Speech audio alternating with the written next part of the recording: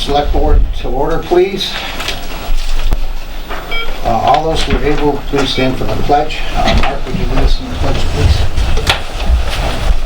I pledge allegiance to the flag of the United States of America and to the republic for which it stands, one nation, under God, indivisible, with liberty and justice for all.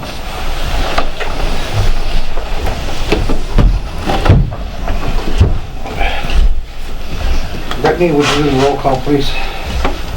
John Martell. Here. Mark Strout. Here. Robert Bishop. Here. Edward Hollett. Present. And John Boyle. Here. Okay. I'd like to have a motion to table the minutes from the last two meetings to our next meeting, please. Make a motion to table the minutes from the last two meetings until the next meeting. Second. All right, is there any discussion? All those in favor? Aye. Opposed? Okay.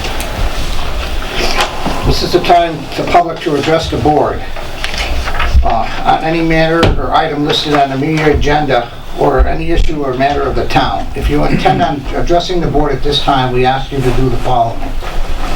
Please identify yourself by name, address, or a company/institution you represent. The public address to the board segment will last no longer than 30 minutes. Please make your comments concise and try not to repeat statements made by others. Please address your comments to the board chair. Discussion or debate on any issue may not take place at this time. Questions on procedural matters may be answered by the chair or their designee. Please be cordial and respectful of others. If anyone wishes to be recognized when an agenda item is discussed by the board, please make that request at this time. This request may be granted by the board chair. Is there anyone that would like to speak on any of the items? Yes, sir. I'd like to say hello. My name is Steve Roy. I live in Pownell, Vermont. I am the Director of Veteran Services for the northern part of Berkshire County.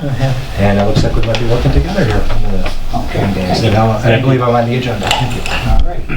Anyone else? Chief Cole?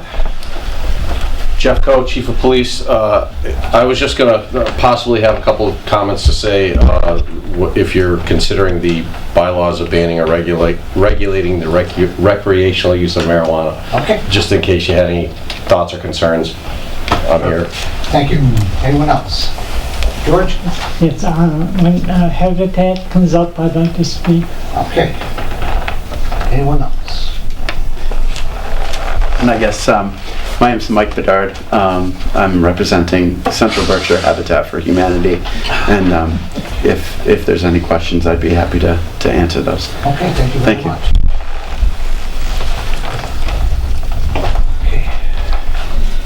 Okay, item 6, the intermunicipal agreement for veteran service officer. Ken, would you entertain us? Yeah, I'm proposing that we enter into an intermunicipal agreement with the Northern Berkshire District that's composed of North Adams, Adams, and Williamstown for continuing veteran services. Steve would be the veteran service agent. He just already introduced himself to you. It will be a 2-member team. Their resumes are attached to the proposed agreement here. Tina Sampson's the administrative assistant, and along with Steve would make sure that we had continuing services. Dalton would have, we discussed this a little bit at a couple of meetings back. I briefed you on it, and we would still continue to have 1 day a week, and that would be on Wednesdays. And we would talk about how we would split that between the town hall and the senior center, which is what we've been doing in the past. It would be slightly more.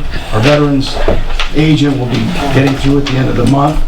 It is slightly more. Remember, we just pay the veterans agent a stipend. Here we have 2 full-time people with their salaries and also benefits, and for that reason, it's a little bit more costly. I've had town council look at the addendum that you see in front of you, and he just cleared that with respect to its legality as to form. So, are there any questions from anyone about how this might work? Right. Okay. Ken, and the veteran service on a budget, or last year's budget? Yes. Okay, it was $7,300 for the salary. Yep. And $50,000 for expenses. Right. Which includes minor things, but mostly it's the benefits that the town pays to deserving veterans. Yeah, the $50,000 was because we actually had things budgeted in 2 places. So if we had continued with the intermunicipal agreement with Adams, you would have expended that all. I think, let me take a quick look at that, Jeff. Some of it could be just the veterans' benefits. Oh, you've got that there. Let me look, I'll look back at it. I thought you had the budget worksheet there. So, most of that should have been for the veterans' benefits, what we pay the actual veterans and their benefits. And I don't recall offhand whether we took the money out for the Adams intermunicipal agreement with, I'm thinking of building inspection, I'm sorry, just confused myself. Hey, Okay, let me start over again. I shouldn't have ate so much for supper. I had a sickness and indigestion. So, the $50,000 is the benefits we pay to veterans. I assume so. That's what it is. Okay, so my question is, Yeah. what was the figure for paying North Adams or whatever it is? It would be $10,000 on an annual 10,000? basis. Right now, we pay a stipend of $7,300. Okay, so we'll be paying the 12,000, you say 12,000? 10,000 plus the 10,300 on 50,000. an annual basis. The benefits portion of it is just the benefits that we pay out to veterans. That continues to be budgeted by us. That's right. All right, and the 10,000 will go to North Adams or et cetera. We would be billed on a monthly basis for it. So the Yeah. total department will come to a $60,000. Yeah. All right.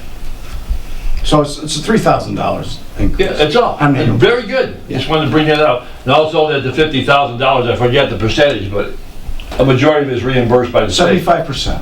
75%. Right, it's a year's Yeah, lag. it's always a year. Yeah, a year later. So this is only costing us a couple thousand more. Right. Very good. Thank you, John. Anyone else? John? This is going to be a 2-year contract, or is that yet to be decided? This is kind of a continuing appropriation. So we don't have a termination in this. I think intermunicipal agreements can go for 20 years. I forget where I saw it. Maybe it was in the It's not in the addendum. one that is currently enforced by North Adams, and Williamstown. I think there was a clause in there that would go for 2 years. Yeah, paragraph 13, page 4. The effective date of this agreement is August 1st, 2010. The agreement shall remain in effect for 2 years from the effective date.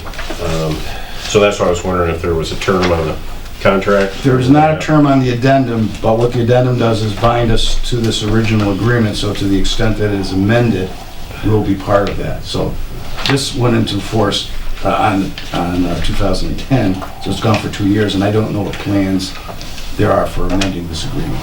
Okay. So if it isn't amended, It would be an annual agreement subject to appropriation. okay. Thank you. Anyone else? Hey, just one other quick question. Mr. Roy, is there any provision made, you're gonna be here in Dalton 1 day a week, you or someone? Right, no, it's Is gonna there be any provision made for a veteran if he, emergency happenstance should come along? absolutely. And he has to get in touch with you? Veterans can see me in the North Adams office that acts like headquarters there. Folks can see me anytime that they need to, call me whenever they You need. don't have to specifically wait for this 1 day and add. Not at all. They can very mobile. Something comes along, they can call you up there. Absolutely. Or the police department can get in touch with you. They can also come and see me in the Adams office. That's a lot closer if I happen to be there in the afternoons. Very mobile. Sounds great, thank you. So that's one of the benefits of this agreement, although it's in North County. A veteran can go to any of the towns where their office hours, and we'll have a listing of those office hours, and there's actual office hours, again, Williamstown and Adams, and then principally in North Adams. And conversely, veterans from other Any towns can veterans come here. can come here, yeah. The needs arises on Wednesday. Well, I actually had a pretty good discussion about that with Mike Canales, the administrator in North Adams, about that. Not exactly sure how we're gonna fit this into the schedule, because currently, right now, as you might imagine, I'm pretty busy. I'm taking care of the city of North Adams in 5 towns on top of that. But I wanna make sure that I don't get spread too thin in that, because we're not adding any staff as I'm taking on also Cheshire and Lanesboro at the same time. So, we're gonna have to work and see what works out, because it's an hour for me to get from home to here.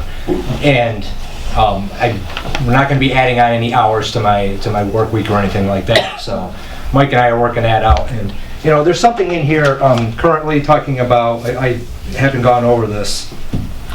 It looked like on Tuesdays, 10:30 to 1. I'm not sure exactly what the hours are now. I believe Roseanne is or was the VSO here, and I haven't spoken with her in some years.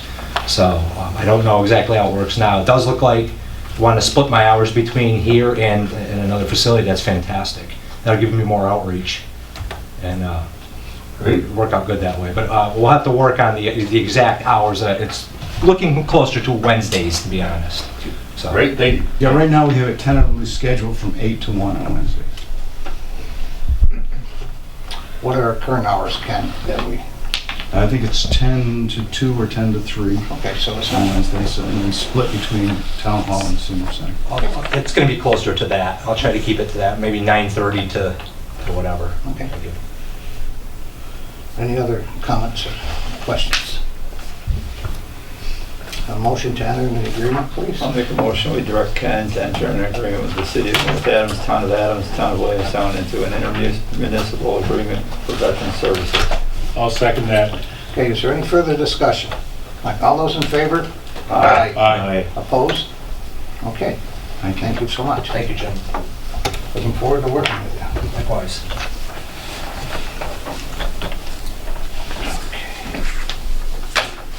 Item 7, Habitat for Humanity meeting update. John? Thank you. Back in December, just to refresh everyone's memory well, before I do that. Hang on, folks.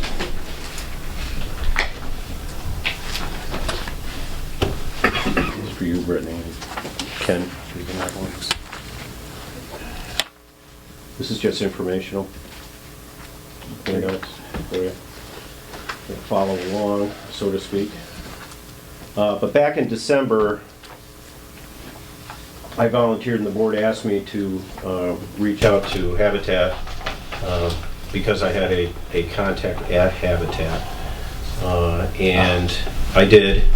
And on the 5th of January, I met with the executive director, Carolyn Valley, the construction manager, Mike Bedard, who introduced himself, and the community outreach development person, Dawn Giftis, who is also here this evening to answer any questions you may have that I can't answer or you would rather hear from them. Basically, Habitat is gifted land or houses, and or both, obviously, to rehabilitate and to make into affordable housing. And they only require, and as you can see in the letter from Don Griffiths, basically what they need in property is to have water, gas, and sewer going to the property.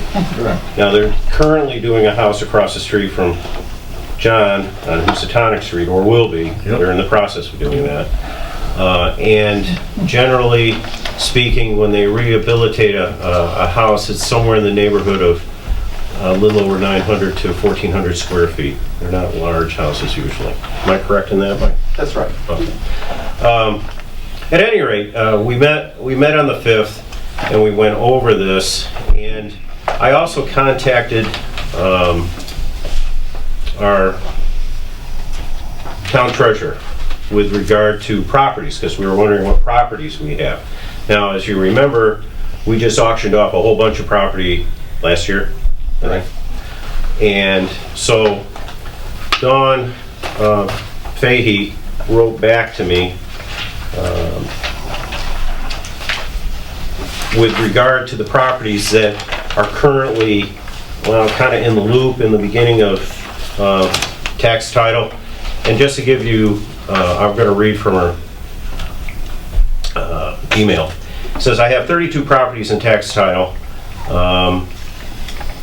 And Jane Carmen filed an instrument of taking with the Registry of Deeds for each of these over the years, which places a lien on the property. Of the 32, 8 are considered land of low value. 5 of them, and 5 of the properties are participating in payment plans. So what the treasurer tries to do is not to just take the land, but to get the people on a plan to keep their property, keep their homes, but sometimes that just doesn't happen. let's see, 17 of these properties were taken in September, and they can't be foreclosed upon until, for at least 6 months. And then after that, there's a year's grace period before the town can actually take action on the property. So it's like, right now, we're in about an 18-month Okay. area to, before we can do anything with the properties that we have. And of course, if in fact we get to a point where we decide if we want to, as a board, to gift property, it has to go to annual town meeting for approval, you know, to start the process.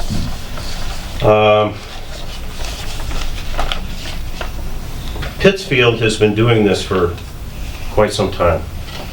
How long, Mike? 25 years. They have been doing it for that long? Okay. And Miss Valley sent me a kind of a general procedure which Pittsfield goes through. And this came from Justine Dodd's Community Development of Pittsfield. And in this, I'm going to read again from this email. It says, "Our practice, which I believe is on the conservative side, is to first go through the city council and have the land that the city has acquired declared surplus. We then go through our purchasing department to send out an RFP. I believe that would be request for proposals, Ken? RFPs? Okay. I'm sorry. Yes. Request for proposals for the reuse. We can structure that so your purpose and ours is met. That we are looking for land to be redeveloped into affordable housing. There is a threshold, I believe, that dictates this process. It depends on the value of the donated land as to when or if an RFP is required." And she obviously, and we probably would before we did anything, consult with the town council on anything we did. Makes sense. You know. So, in a nutshell, that's what we would have to do with properties in the future. Now, during this meeting, what came to mind for me is one property that we do have, which is ours, which is owned by the town, and that's the White House on Gulf Road. And I asked the superintendent to check on if it had water, gas, and sewer, which it does. So,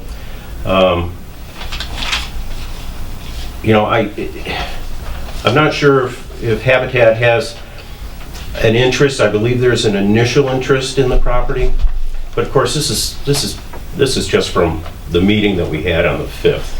Okay. Again, I see a benefit. Originally, way back when, we had decided to demolish the house Yeah, we're gonna knock it down. and have the highway department do it. We do not have to ready the land when it's gifted. It would be, so we wouldn't have to demolish it. The property eventually would be repurposed, and it would go back on the tax rolls, obviously.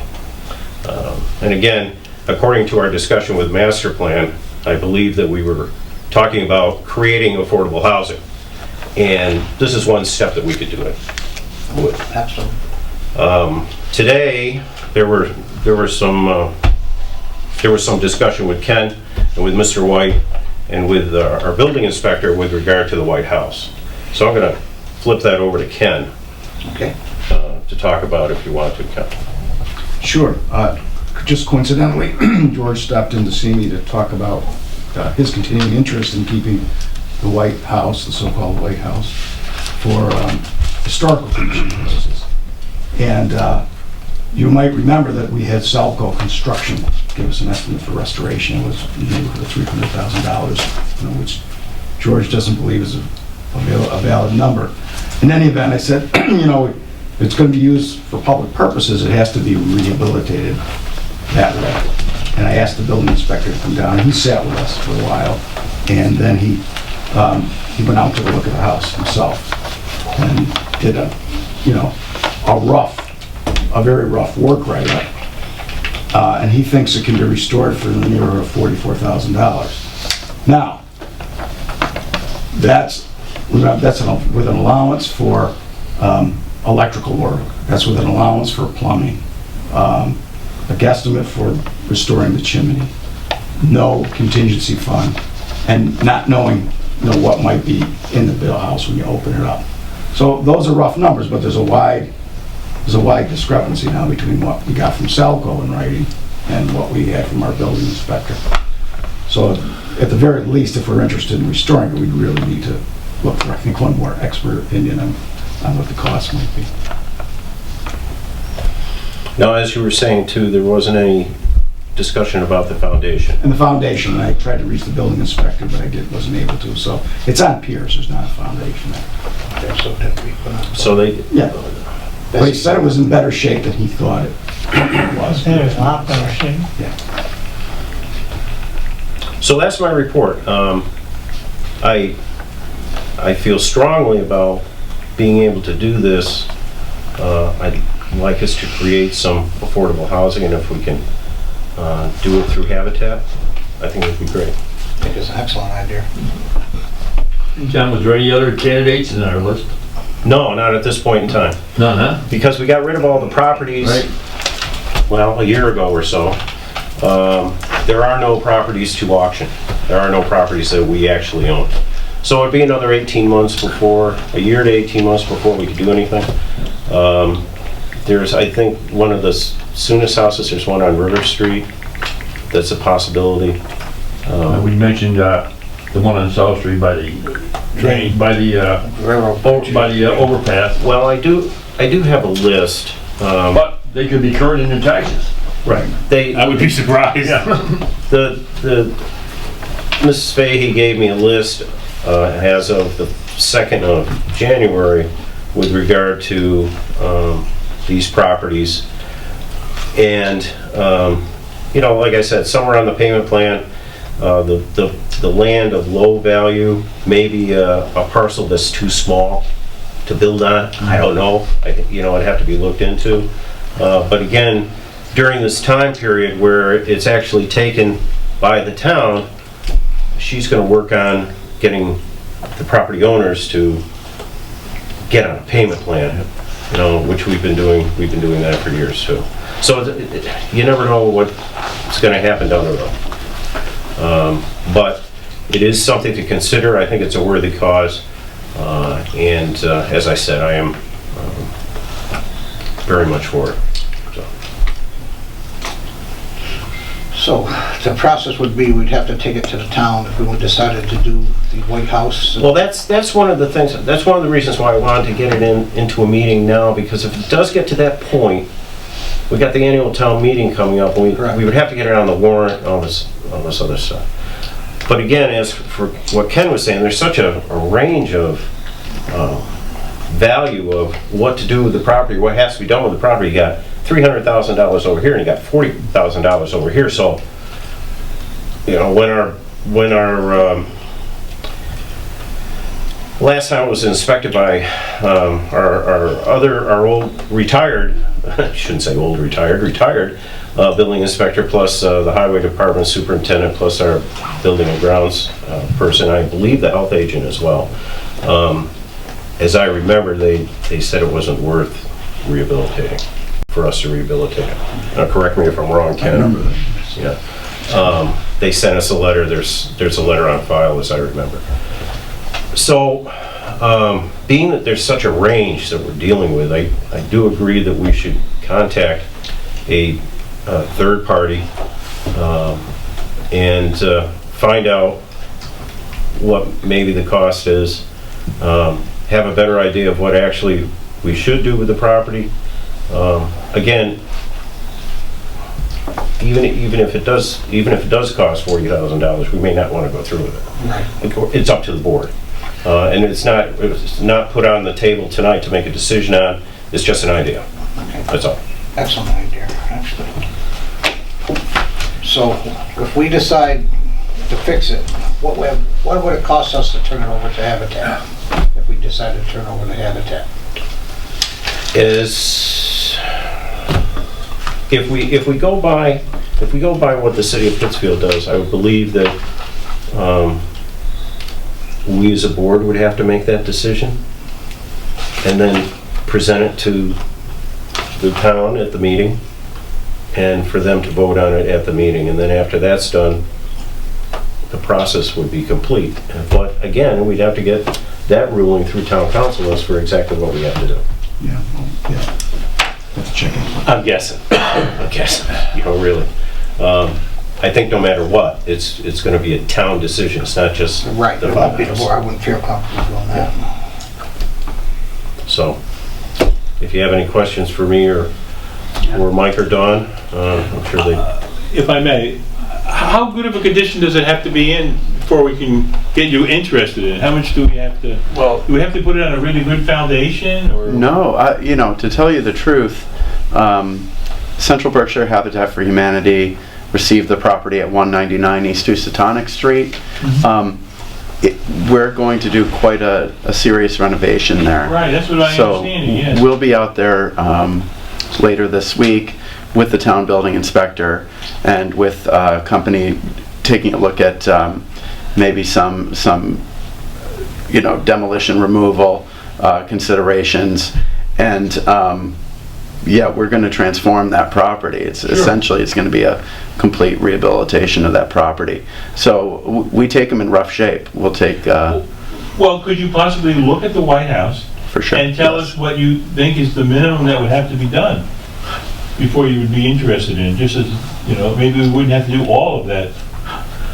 From what I understand from this valley, Yes.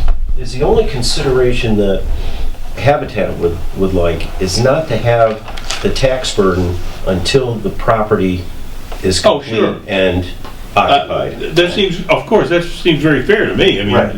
better than what we have now. That's correct. For it now. Yeah. But other than that, Sewer, gas, and electric hookup, all right? it's on that property, Any property.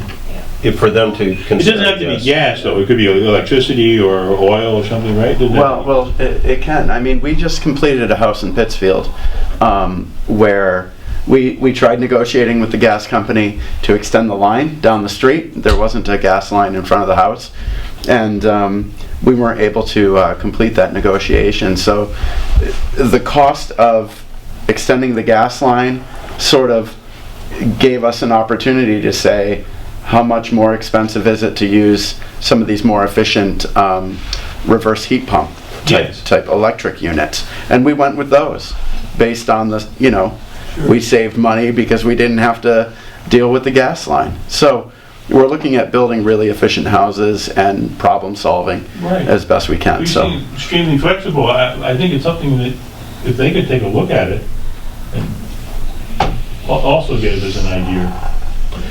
Would you need to get into the house, or would it be preferable to get into the house?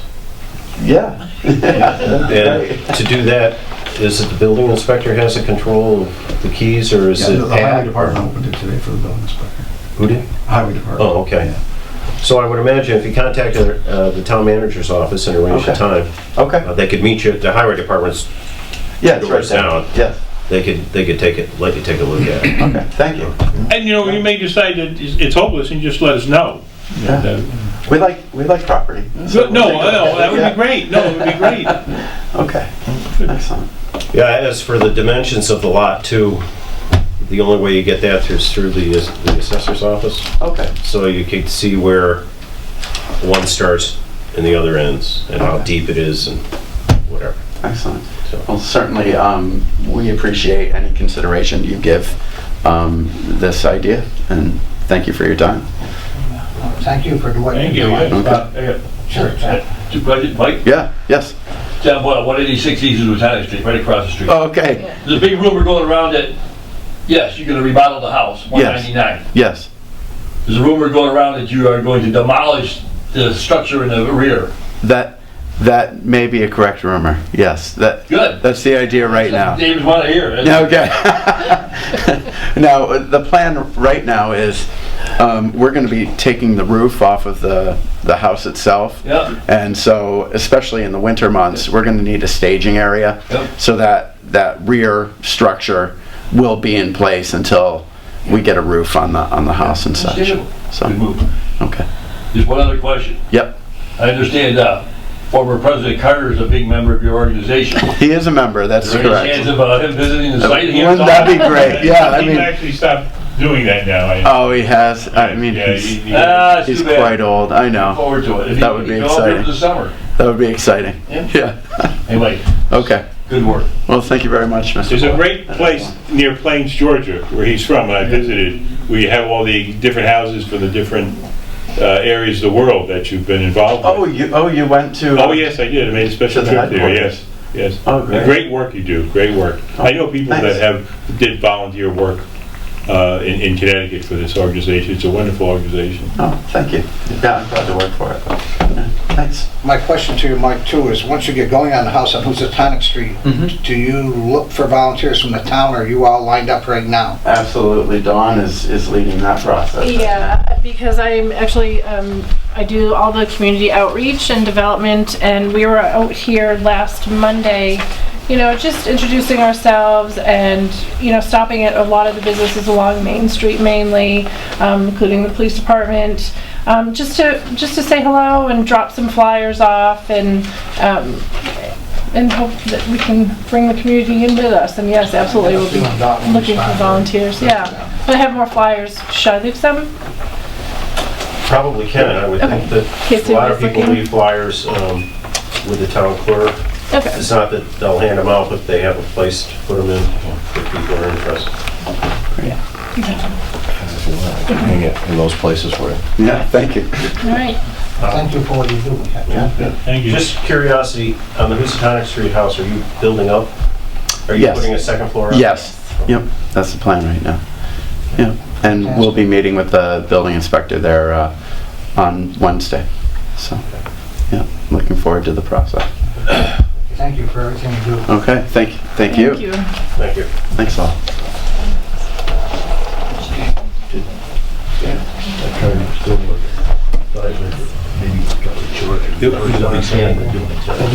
George, you want to comment on any of this at all?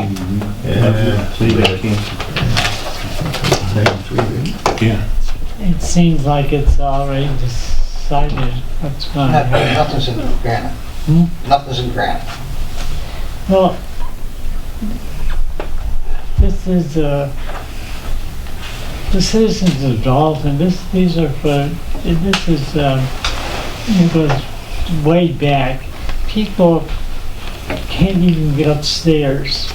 You know, it's not. Anybody that has a physical handicap cannot get up there. Those stairs are just. All four of your room is up there? Yeah, it's a closet. I just brought this, we just discovered it, well, I never saw it, we just got it. Take a look at this, is just two things that we found up there. You take a look at that.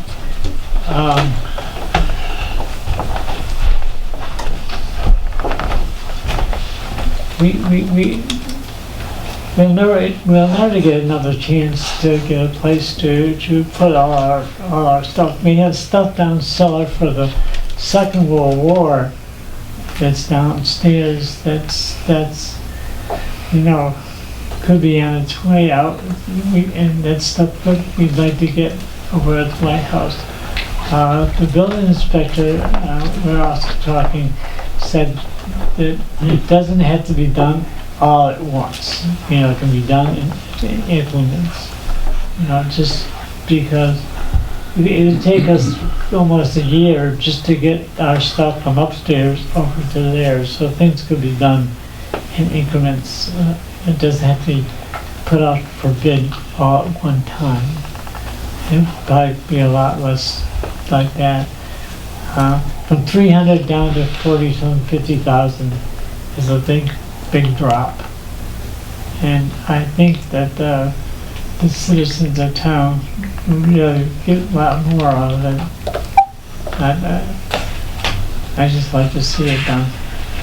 We've been working on this since 08.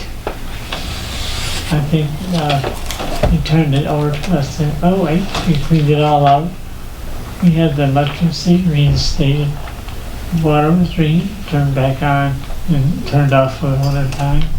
Because we thought we were gonna do it until we talked to Ken, and Ken was saying how things, you know, just for the public has to be done differently than it does for a home, for your home. So I really, you know, would like to have you take a, like, these pictures, that's my dad's brother, Bill, and young Billy White. They're both in the Navy. It's just something that was up there that we just This did. is Billy White? That's Billy, yeah. The young post- Bill, the post. One who lived on that. Right, yeah. And it's just something that just happened to look at the book. Now that's the whole First World War is up there. And people right there, they could go up there, look up their parents or their grandparents. There's a lot of information in there about, you know, about the person. So yeah. I just love to see a sculpture being, you know, so you have to think about it, see how it is. But it doesn't have to be done all at one time. It can be done in increments. So, I wouldn't go back on the taxes. At least it gets something back to the town, back to the citizens of the towns. People, you know, because we all pay taxes, so if you can just go in there, look stuff that we have high school stuff, we have OBs to go back one way back. People look at OBs because they can see their relatives back when they do genealogy. This is how they do it. They look at the OBs and they see who's on it, and they go from there. I guess that's all I have to say. Just think about it. Okay, thank you. Thanks, George. Yeah, Thanks for letting us look at this. yeah.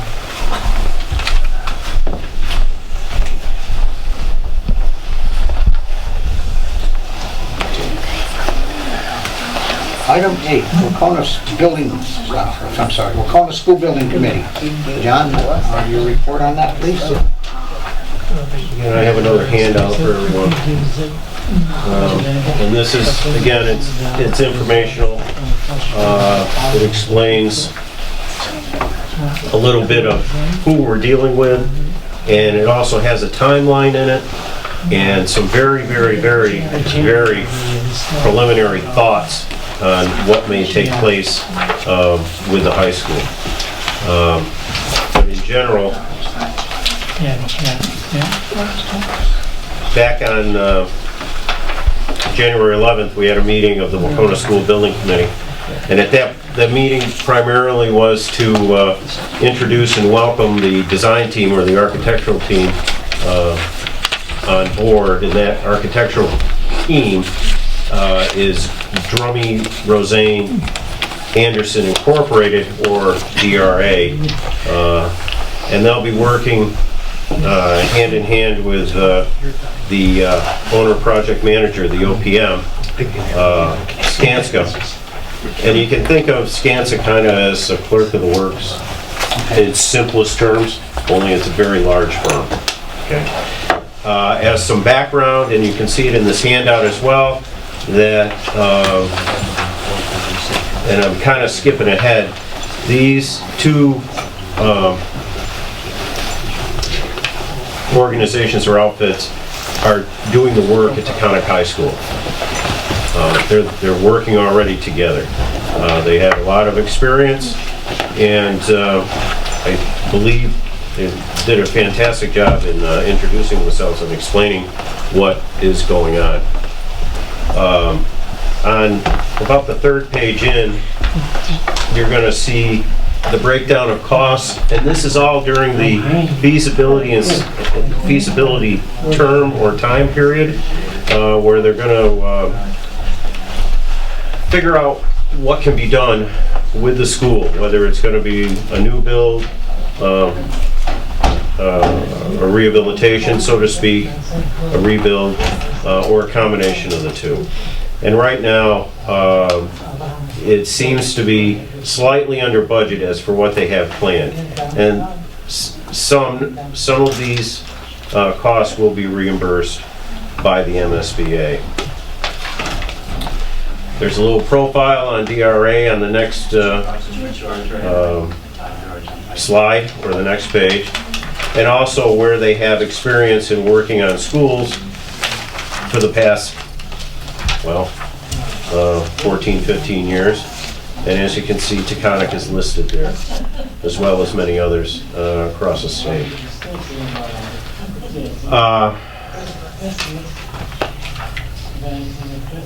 The school will be designed with the thought of the declining population of students over the years. They take into consideration the thought of how the student population in the area will decline. And current enrollment up at Wacona is 536, and they're actually going to do the design work for 460. They said that, yeah, it sounds like it's going to be crowded, but it may be a little bit in the short term, but it probably won't be in the very long term. If in fact, say the building committee or the towns want larger areas, say like a larger auditorium or more classroom space or whatever, all that's extra, and that wouldn't be reimbursed. That would be on the district's dime. Okay, this is what the MSBA will approve. Okay, you understand that? Okay. Based on the population projections. Yes. Yes.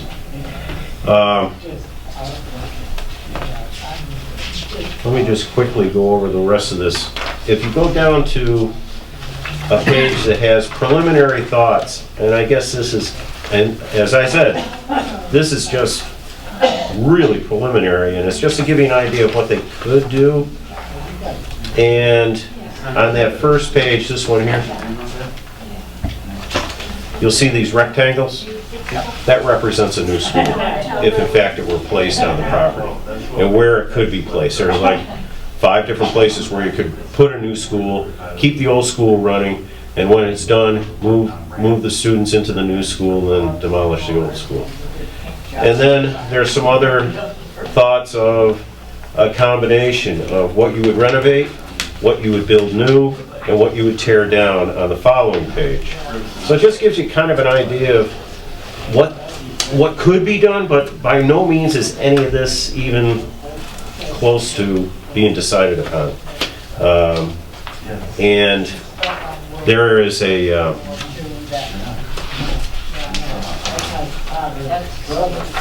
there's a design team subcommittee that will be meeting almost on a weekly basis and reporting to the main committee. The main committee will be meeting at a minimum on a monthly basis or bi-monthly over the next several months or over the next year, really. And there was also the thought, now it all has to be built to the stretch code. Everyone remembers what that stretch code is, right?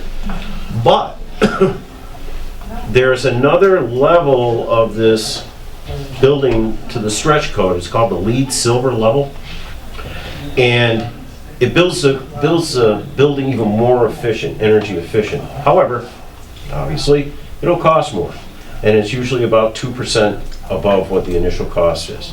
Now, if in fact that's decided upon by the towns or whatever, there will be some reimbursement from the MSBA if that's done. And there are also incentives to think about through Berkshire Gas and Eversource that will be given to the building, towards the building or towards the school. So it's something to think about. It hasn't been decided upon, but it is an option. There will be educational planning sessions, and there was an email on that was sent out to us One of them is the visioning sessions, one of which took place today. It's an all-day program, so to speak. People get together, they talk about the educational plan, what's needed in the school, what people think is a priority, and they try to get everyone from the community to be involved. Unfortunately, I could not attend because of a commitment. There is another one on February 16th from 9 to 4. It's a Friday. If anyone can attend,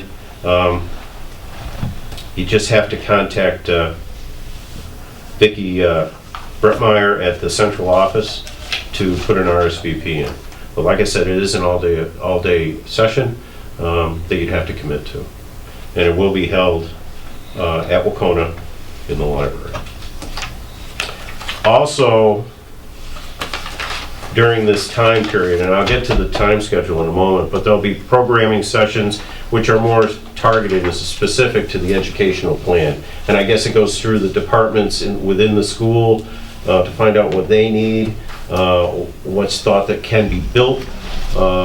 Again, we have to be within this plan of the MSBA.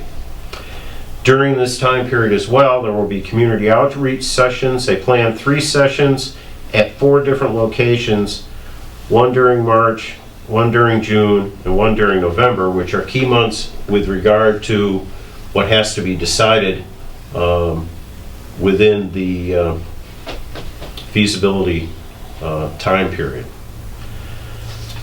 So, with that, getting to the timeline, that's for what has to be done, which is this thing. Right now, we are in the preliminary design program, and long about May, there will be the preferred schematic report, and then there will, then in October,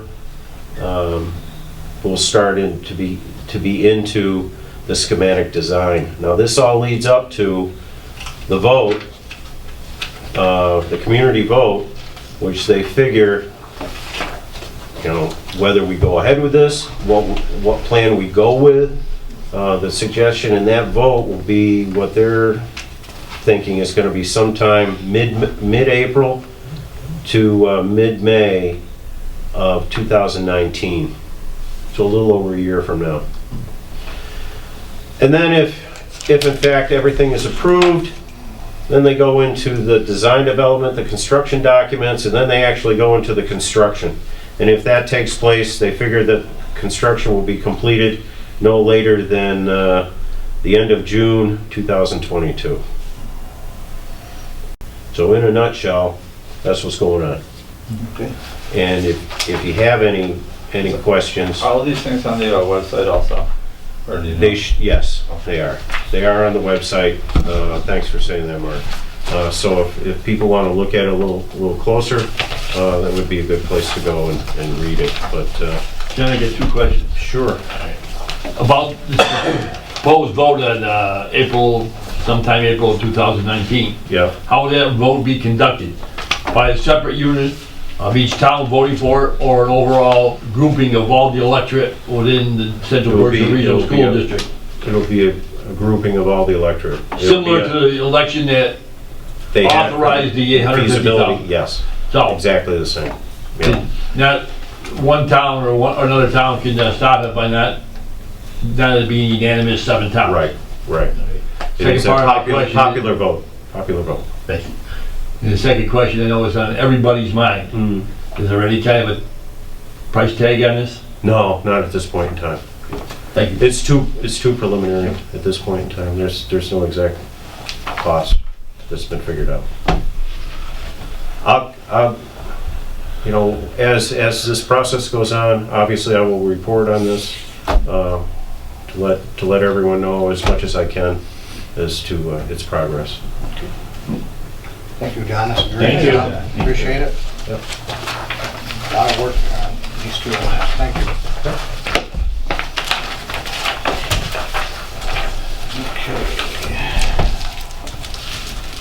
Item 9. Well, we got the school committee report. Okay. And this is kind of important too, because it's the budget, seeing that we're into our budgets. And I'm gonna, again, because I love handing out stuff like this. Or handouts.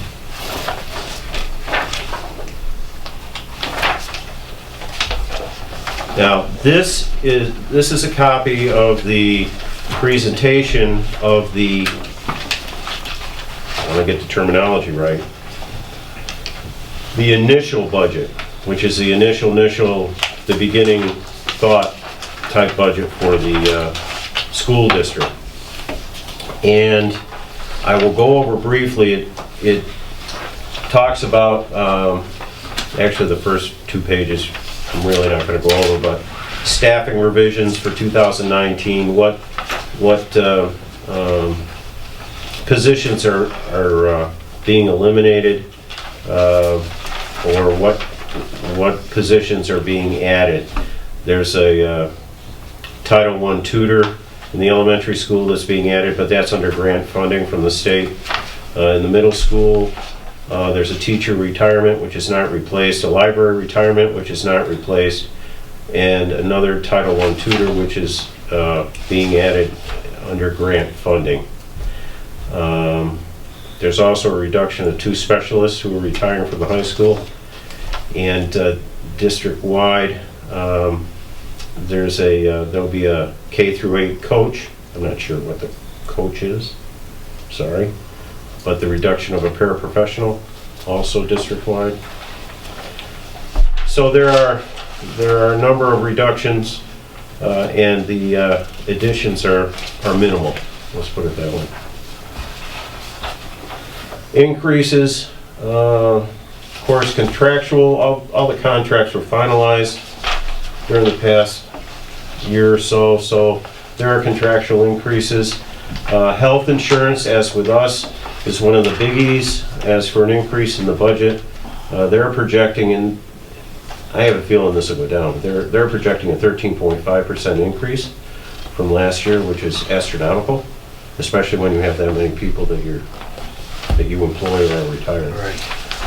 They're also, as we have, OPEB trust funding, they're increasing by $100,000. They had $150,000 last year that they started, and they just started their fund last year, so they'll be putting in $250,000 this year.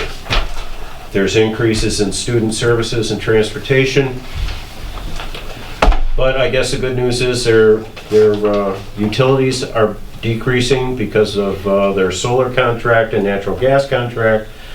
Also, unemployment is going down, their obligation for unemployment. I guess they're using grant funding to fulfill needs in technology, and their county retirement appropriation has gone down as well. Overall, you'll see that the increase from last year is 1.64% of the budget. That's not of the assessments to the town, that's a different percentage, but the overall budget is 1.64%. Last year, it was 2.15%. How much is that in dollar amount? 1.64%. I gotta do the math. It's there on the bottom.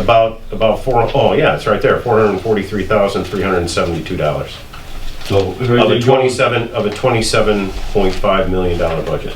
so if everything goes as expected, or it goes according to plan, Dalton would inherit 220,000 that can?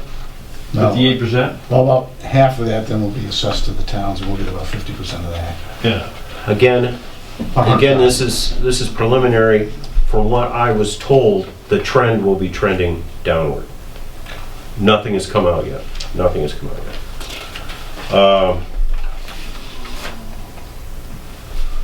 And then the next pages go into the actual increases or decreases in line items.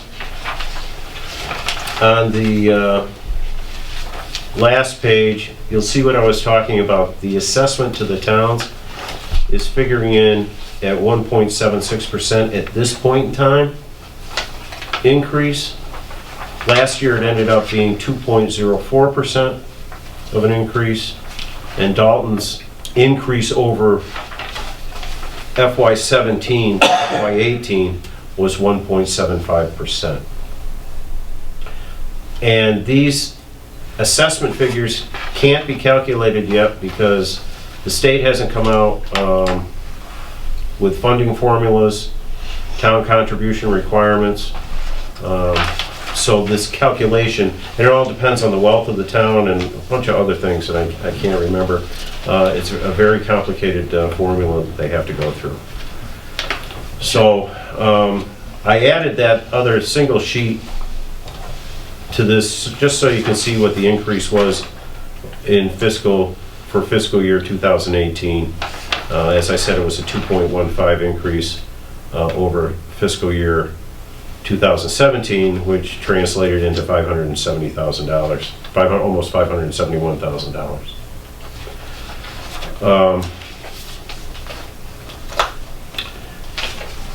I was not able to attend the finance subcommittee either on the 16th or school committee on the 25th because I was out of town.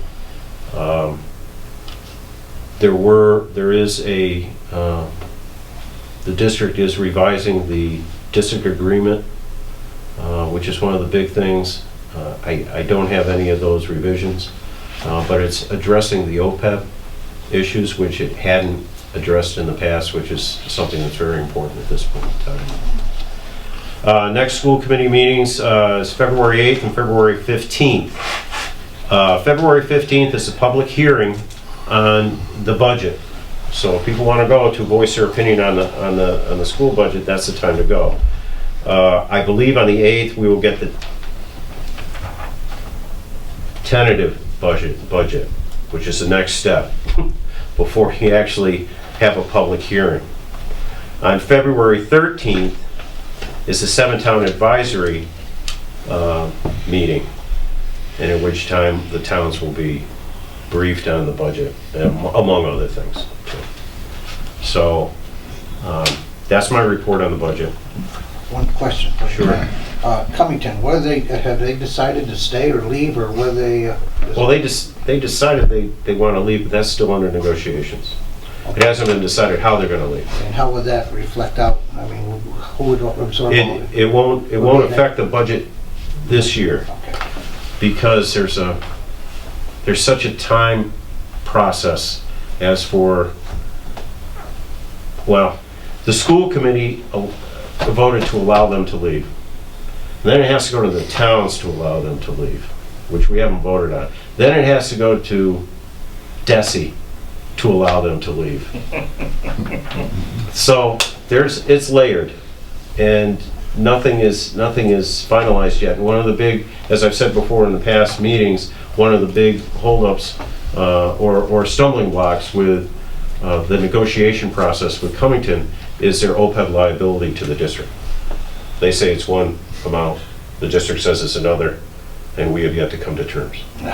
So that's a big stumbling block, and it's still being worked on every meeting that is had. So, but that's where we're at with that. Thank you. But all the 7 towns will be assessed like they usually are. Okay. Any other questions for John? Okay, thank you. Thank you. Very good, John.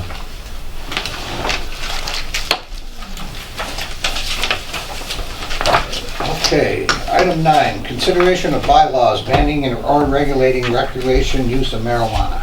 Ken, that is your baby. We're getting close to the time when we have to make some decisions about how we want to, or if we want to, regulate the use of recreational marijuana in town. And I tried to summarize the information I had as simply as I could. And if you look on the memorandum I gave you, there's actually 2 paths we can take. Do nothing, let existing zoning control. If we don't do anything, on June 30th, the moratorium expires, and zoning will control whatever happens here, or take some steps to prohibit, to limit, or to control medical marijuana. Not medical marijuana, excuse me, the use of recreational marijuana in town. I thought you might find it interesting to see how Dalton voted on question 4 in November of 2016. And 51, we had the lowest, as I understand it, the closest margin within Berkshire County, the 32 communities in Berkshire County, 51% voted in favor of the use of recreational marijuana. However, you can see the vote was split in Dalton. Ward 1 voted in favor, 53%, Ward 2 voted against at 48%. So I developed a list of simple recommendations for you to consider. First would be, since it was so close, I'm suggesting that we should follow the law and revoke the question as the law provides for. So that's a two-step process. You would have to pass a warrant article at town meeting, and attachment 2 has that proposed warrant article, and then there would be a ballot article as well that has to exactly mirror the warrant article. And then I'm suggesting if it doesn't pass, if the vote is in favor of legalization, then I think we should probably extend the moratorium beyond June 30th, because it's going to be very difficult to come up with some good regulations in that short a period of time. And we would have that would mean a special town meeting in the fall for consideration, because we can't extend the moratorium beyond December 31st. That's as far as we can go. So if we want to regulate the use of recreational marijuana in Dalton, and if you decide not to go ahead and seek a vote to ban it outright, any recreational marijuana establishments in town, on the alternative, then we would, again, I'm suggesting that we should extend the moratorium to December 31st, probably at the annual town meeting, and then get working on how we want to regulate that. Or again, simply let the moratorium expire. So I attached a number of attachments for you to look at. One are kind of a summary of key decisions, municipal decisions and questions to be answered, sample town meeting and town election votes, banning the use of marijuana, some information on town council on regulating marijuana establishments, because in order to regulate the establishments, we have to come up with a bylaw. You will see from the information provided us by Copeland and Page, there are no simple bylaws that we can copy. We can look at some towns that have done something, Amherst, Franklin, Halifax, Revere, and Williamstown, and use that for guidance. Town council will also give us guidance, but we have to develop our own bylaw here, and that's principally going to be just of the planning board. And then I wanted to show you an example of how we are already regulating the use of marijuana in town, because we have a zoning bylaw regulating medical marijuana dispensaries. And third, and the very last attachment I have for you to look at is it's actually an editorial that was in the Wall Street Journal, but I thought it very succinctly pointed out the fact that the use of marijuana is illegal in the United States. It's not. This is not like Prohibition, where Prohibition was repealed, and then towns had to decide whether they're going to be wet or dry and how to regulate it. It's still illegal, and the President Attorney General is going to prosecute, and there are some unintended consequences, if you look at this editorial, of the use of recreational marijuana, particularly in places like Colorado, where youth usage is skyrocketing, and cartels are moving into the black market and trading in illegal marijuana because it's so much cheaper than buying it legalized. So if you choose to move forward with the idea of banning marijuana establishments outright, then I would ask you then to vote that and refer it to the planning board for these bylaws that have been prepared by town council, to the planning board, so they can get it in the queue for hearings. And if not, just simply to make a decision on how you would like to go forward with this. Now, along with this, the chief alerted me to the fact that we would need to also pass some laws in regard to public consumption and open space and open container regulations in Dalton, simply similar to that which we have for alcohol, and Chief is here, stayed patiently so that he could discuss this with you as well. But that's regardless of what option we choose. That's right. Right. So this So is we should do that afterwards, after we decide where we're going with this. But, yeah. Regardless, excuse me. That's right. If we want to control public consumption, You have to do that anyway. we have to do something about that as well. Because you Yeah. can buy it in another town even if it wasn't allowed here and bring it in. And you can bring it in and use it on the streets or have it in your car unless we regulate it like we regulate. I'm not in alcohol. favor of that, but yes, you bring it in. Okay, it's two separate issues. Yeah. They are two separate issues. This So has to be- but this has to be done. Both have to be voted on at town meeting. They would be voted on at town meeting, yes. Okay.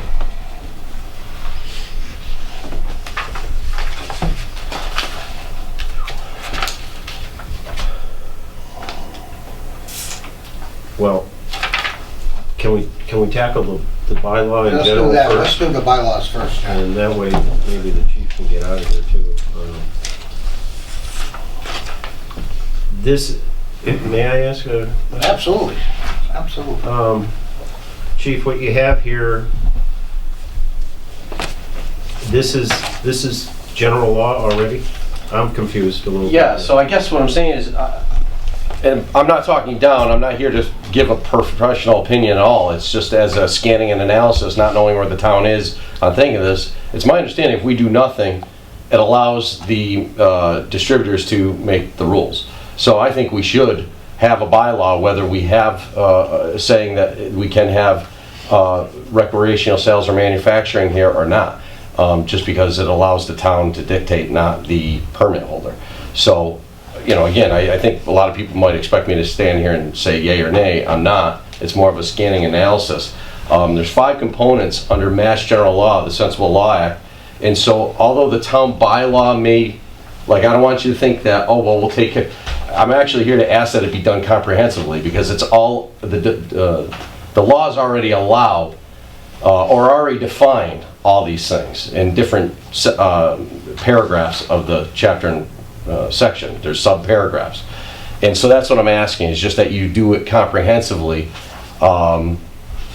so that all the answers are known, or all the answers to questions are known before a permit is issued, if you go that way. Obviously, if you restrict it, yes, it would just come down to the public consumption. But what I wanted to say is, you have to think in the sense of manufacturing. Do we want to let people come and grow marijuana?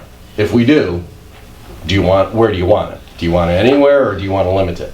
So it's manufacturing. Then there's the sale. But in addition to the sale is the use, and it's not just public consumption.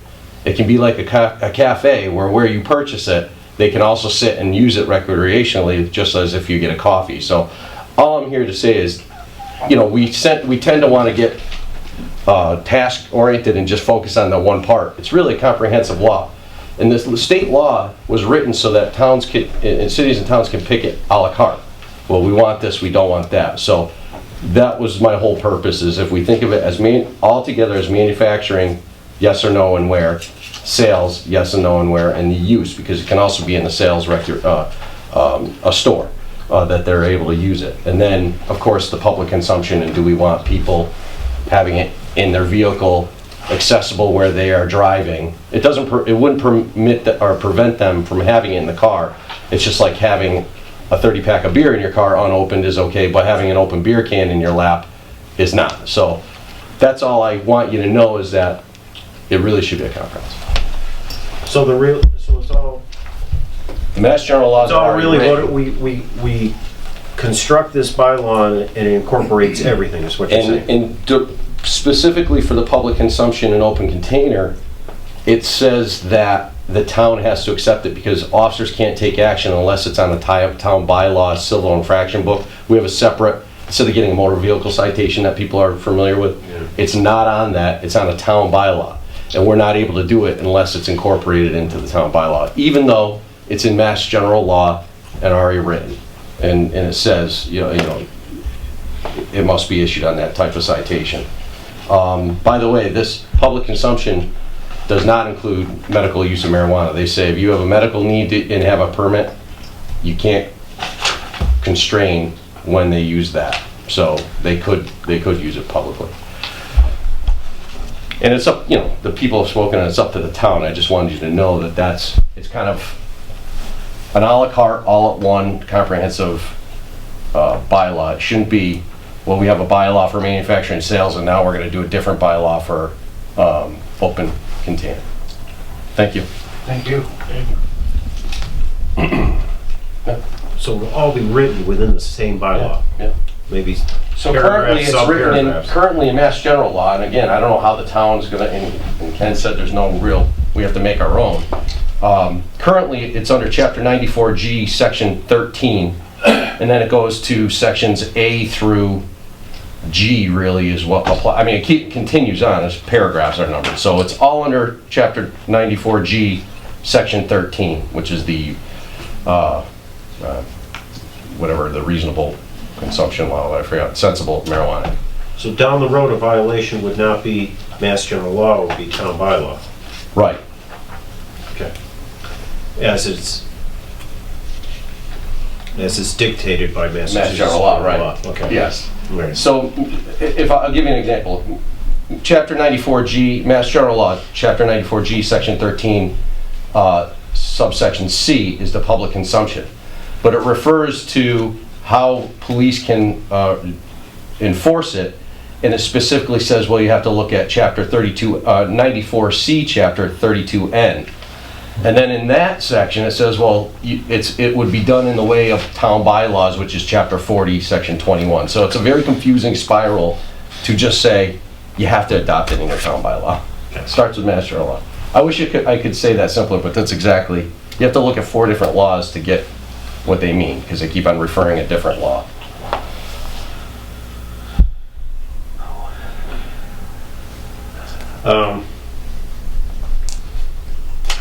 Mr. Chairman, can I make another Absolutely, comment? John. There was a question on whether we should open this to another vote. I just want to put it out there. It's already been voted on. I don't want to put it to another vote. Personally, I don't want it to go into another vote. Mr. Chairman, I have the opposite view. I think that when people were voting, they were thinking about it for the state of Massachusetts.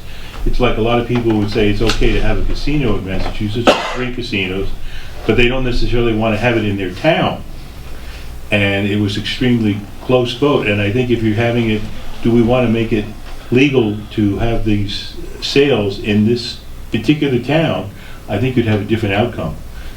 They may very well want, the majority may want to have it legal someplace in Massachusetts, but I doubt if it would come out the same way on a particular town that they live in. So the only difference would be sales versus possession and consumption, because even though we eliminate sales, it would still be able to be consumed. Under state law, it would still be a federal crime, but yes. Well, federal crime, yes, but yes, I think we're beyond yes. that at this But point. okay, but I mean, it's not any different than towns that are dry towns, where you can you can't buy alcohol, but you can in those towns you can bring alcohol in. Mm-hmm. Okay. John? John, I couldn't agree with you more. I plan on coming here tonight and saying nothing, keep my big mouth shut for once. I just can't help but getting dragged into this. To commit this board in a town meeting to another vote, which would be a very focused, narrow vote, there'll be approximately 200, 225 people at the town meeting. And Oh, I thought it would go to a ballot vote again. what? Okay, Please, never mind. don't. Go ahead. And then it has to be ratified at the town election a week later. Now, that election may draw a very limited outturn of voters. Bob's running for re-election, I hope. He may not have any opposition. So that would narrow the field, the voter turnout down to 200 or 300. And if he did have opposition, he may have 700, 800. Now, that's a very narrow base of the community in specialized interest compared to the 3,400 people that voted in the election. Yes, 1,700 and something were in favor, 1,600 were against. Yes, it was close. But that was a broad-based reflection of the community's thoughts. And I disagree with Ed completely that they thought they were voting to legalize it in Boston. They were voting to legalize it. I don't think in their mind they were going to vote and say, well, I'm all for legalizing it, but not in Dalton. I just can't buy that argument, Ed. So I would strongly suggest to the board that, yes, we adopt the bylaws that accompany any action regarding the marijuana legality issue that Chief Coe suggests. But I would turn this over to the planning board and ask them to take a real careful look at the implementation of this law and draw up a bylaw similar to what we have regarding adult entertainment. That's just restricted to a very narrow geographical part of the town, probably east of Time Street. That's where the adult entertainment district is. I don't mind. Hey, he's great. So yeah, I just think this board would be in for a tremendous firestorm of criticism by people if we attempt to circumvent the vote by sending it to the town meeting.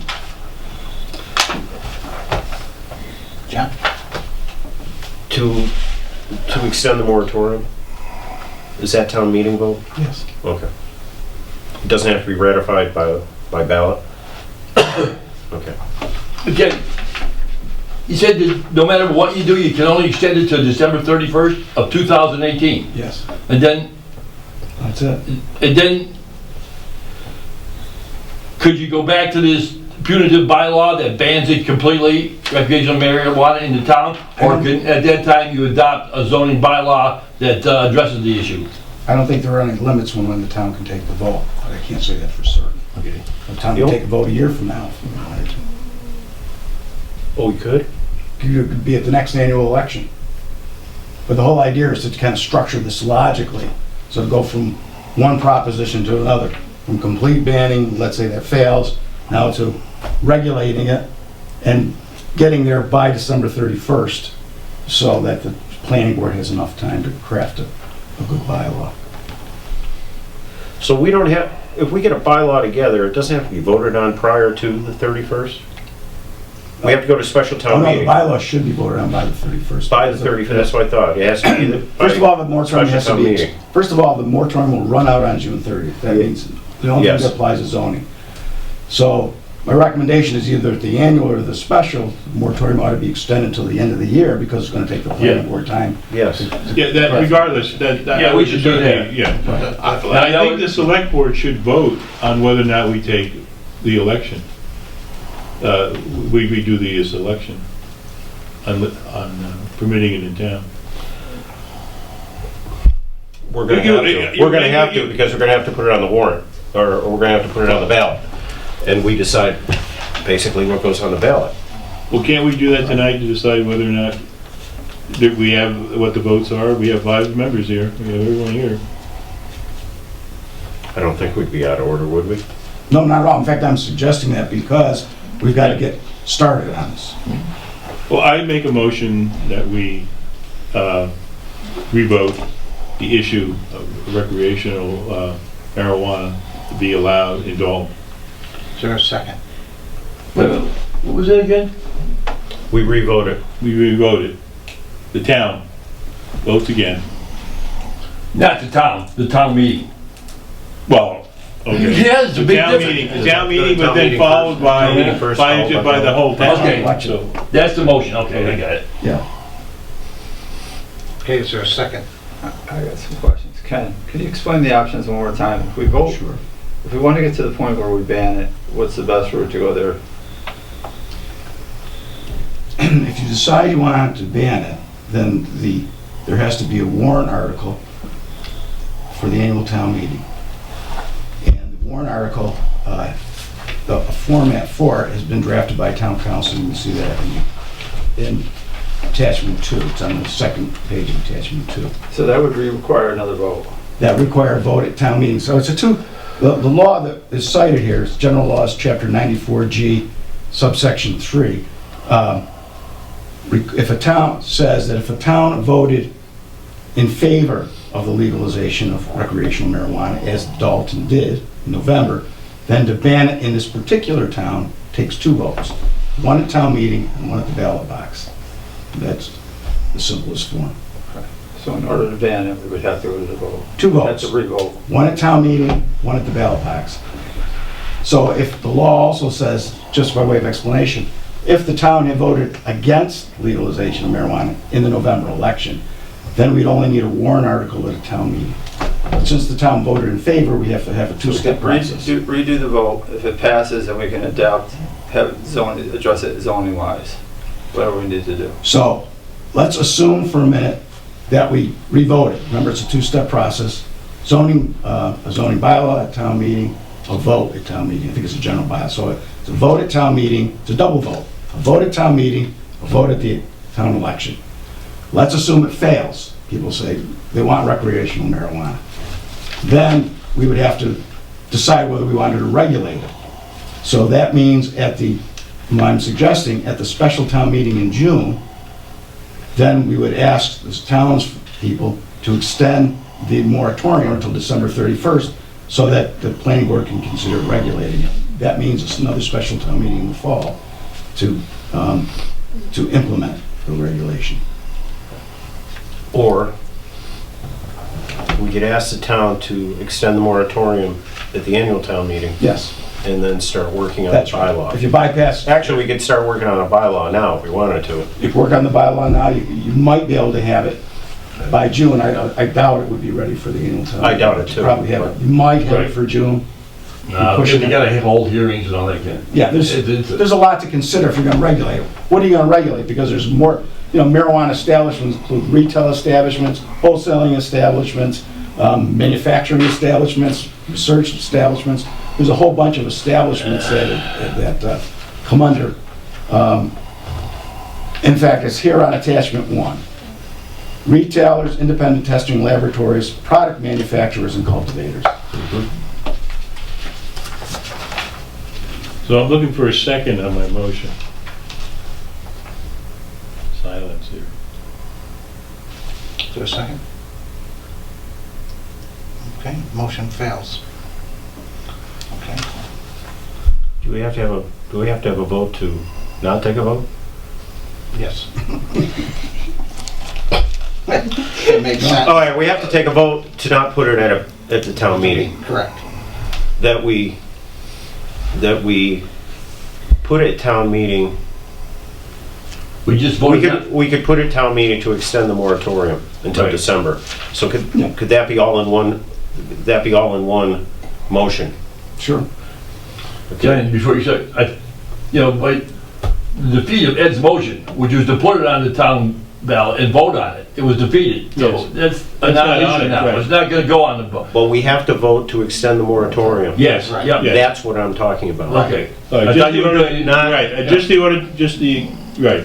You might wanna throw in there that we send this to the planning board and look at it extensively with the possibility of using the adult entertainment bylaw as a template.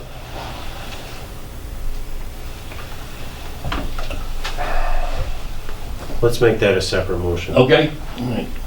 I'll make the motion that we put on the town meeting warrant. I'll make the motion that we vote not to revote the issue. Let's do it separately, or I'm gonna get confused. Okay.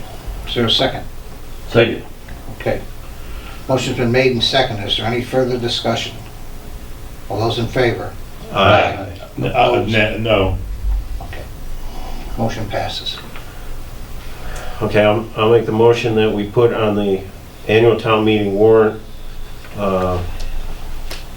to extend the moratorium on the recreational use of marijuana in town to the end of the year, December 31st. Is there a second? Second. Okay. A motion's been made and seconded. Is there any further discussion? All those in favor? Aye. Opposed? Okay. Okay, in the last motion, I forget what the last motion was supposed to be. I'm so confused right now. The last motion. You've been to taking refer send the this issue to the planning to board. refer this to the planning board for Drafting of drafting and discussion. Proposed bylaw. Proposed bylaw regulating the recreational use of marijuana. Establishments.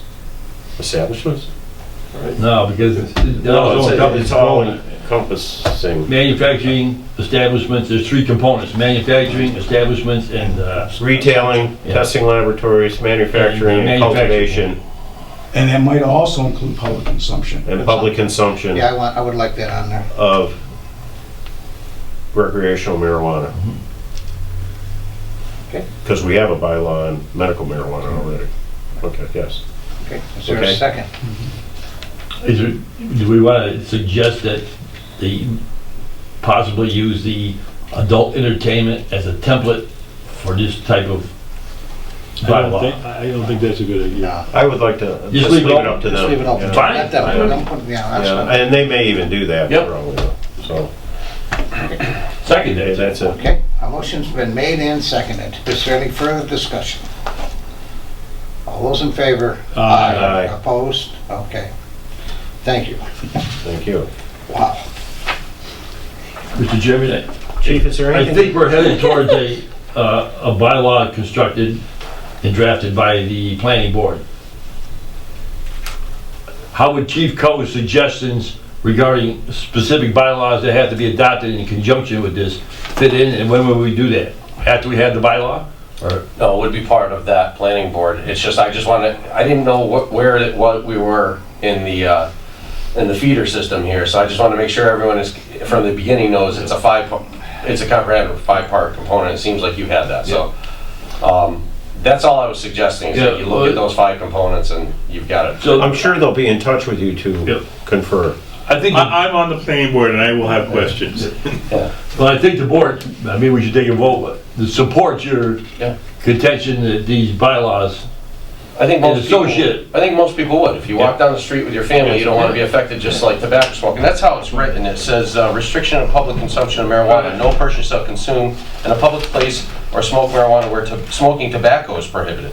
So it seems very well written, very well. And that's the Mass General law. I think most people would fall on that side. well, I just try to think, the board, I think, agrees with this position, that it should be developed in conjunction with the bylaw.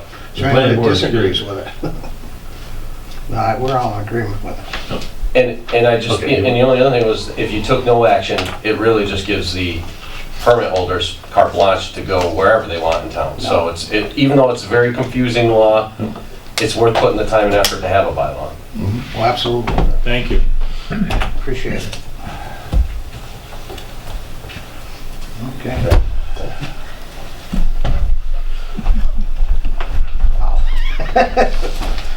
We're talking about Hey. energy credits now. No. Oh, you never again. Do we have somebody to call in?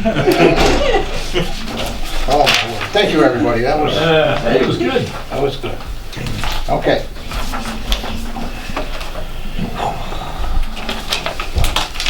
Okay, department budget reviews and budget updates. Mr. Walter. Okay, we only have a few budgets to look at tonight. I think we'll be glad of that. We have town moderator, finance committee, town planner, traffic commission, and emergency management. When we get done with those, I'll tell you how we have a budget review worksheet, and I'll go over the real big change from last week. So the town moderator's budget, as you can see, it's just been, the stipend amount has been increased by the 1.75%, actually works out to 1.79%, there's no change in expenses. Okay, TA? The first one. I was gonna, Go ahead, Jeff. can we discuss it? Sure, Okay. absolutely. Our town moderator does a fantastic job, he's paid very little. And my question is, it's my understanding that he's entitled to health benefits. I understand that he doesn't actually probably take health benefits. My concern is down the road, we may have somebody else as the town moderator who may choose to take them. The health benefits are very large compared to his salary, the cost. And after a period of time, like 10 years, if that person stepped down, he would still be able to use those, obtain those health benefits through the town. I think we need to add that to our list when we discuss it at the select board about eliminating health benefits for select board people, that the town moderator not be eligible for health benefits. The town moderator, as far as I know, this board is elected officials who receive compensation are eligible for health insurance. As far as I know, the board has never voted in favor of the town moderator receiving health benefits. But nor do I know that they've ever voted against it.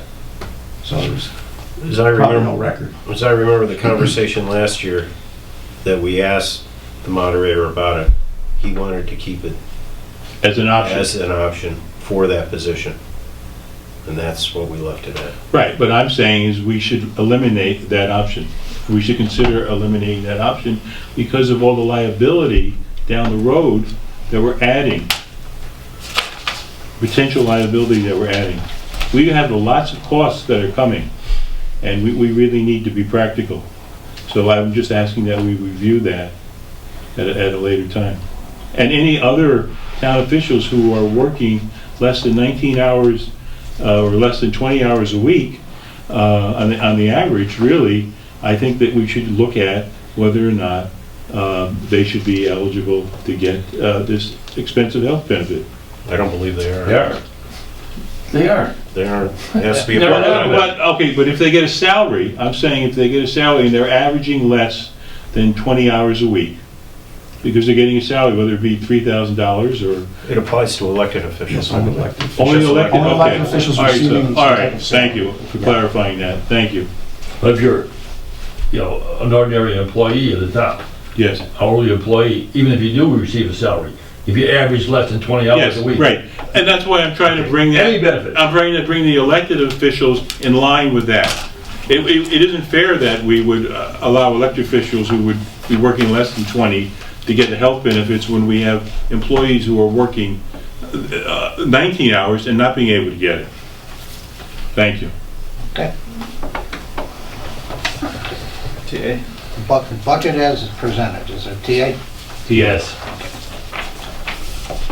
Okay.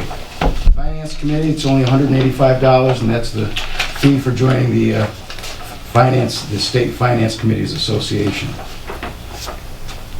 TA? Yeah. Town Planner. Actually, so the amount of expenses stay the same, and the salary has been increased by the amount of the annual cost of living increase, plus she had received a step during the year, so it's up slightly a little higher. I know one thing, she's doing a nice job up there. She's doing a really nice job up there. TA? TA. Okay. Traffic Commission. And Dan has patiently stayed here so he could answer your questions and talk a little bit more about emergency management.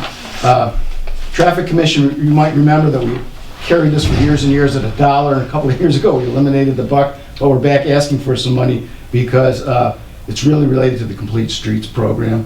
Dan on our behalf actually went down and gave a presentation to the state. We were one of the first communities in the state to taking advantage of the Complete Streets money. They had a project, and Dan went down and told about how we did that. So it seems to be in order to have a little bit of money if the Traffic Commission needs something, particularly for the Complete Streets program. Dan, if there's anything you want to add to that.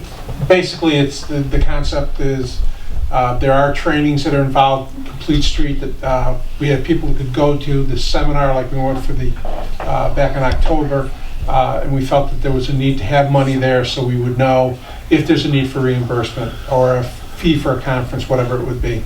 We'd have the ability to take advantage of it. I think it's the least we can do. TA? Can I ask the chief a quick question? Dan, this has much to do with the budget. I understand a couple of Tuesdays ago you had a special traffic commission meeting. I believe we're going to talk about that under the town managers. Okay, great. TA? TA. Thank you. Okay, emergency management. As you all know, Dan is the emergency management director. His stipend has been increased by the 1.75% cost of living increase, and the expenses are up marginally, and the bulk of those expenses are for our code red system and the GPS units that we have in the highway vehicles for emergency purposes. Anything you'd like to add to that? No, that's our primary use of the money. Yeah, I'm sorry, I shall. We also are in the process of updating our hazard mitigation plan, and some expenses will come out of the same budget item. But we aren't asking for an increase for that. We believe it'll all be covered.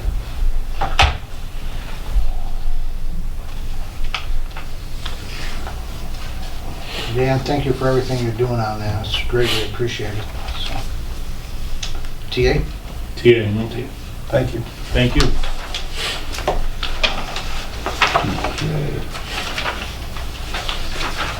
Now, if you look at the budget review schedule, you'll see that February 5th, we've got a lot of budgets there. I'm in the process of reallocating the budget, so you're not going to have all those next week. They're going to be, some of them will be pushed into February 12th. Most of those mostly having to do with the maintenance functions in town hall here, because our new maintenance superintendent takes a little bit more time to do that. On the budget itself, the draft budget, there's really only one important thing I want to point out to you, is on page 4, we have the actual numbers from the governor's budget for state aid. So if you go to the second block on page 4, it starts with chapter 70 and then general municipal aid and so forth. You can see that set of line items. And if you look in the middle column, you have the actual numbers that were in the governor's budget that was released last week. And you can see in the middle column that I have projected a 2.3% overall increase. You can see the unrestricted municipal aid is up by the 3.5% promised by the governor based on expected increase in revenues. But our chapter 70, another large source of aid, has stayed the same, and that really depends upon the enrollments in vocational education. You can see that some are down significantly, like veterans benefits. And that's principally because our caseload went down. We received 75% reimbursement, and it happens with a lag of 1 year. So those revenues are down. And so overall, our financial aid from the state is going to be up by 1.3% and not 2.3% in the coming fiscal year, if the legislature doesn't amend that at all. Sometimes it is amended. And that's really the only significant change from last week. It takes, you go to the bottom line, it changes the amount of excess levy capacity slightly. We were up to about, I don't know, 510 or 13,000. Now we're just down under about 400,000. That's the middle column. Right down the bottom, it's the unofficial excess levy capacity. 498. Yeah. That's great, Ken. It's still a lot higher than it was years ago. A lot better than 20,000. Yeah. And that is the end of my presentation. I'd be happy to answer any questions. Thank you. Any questions for Ken?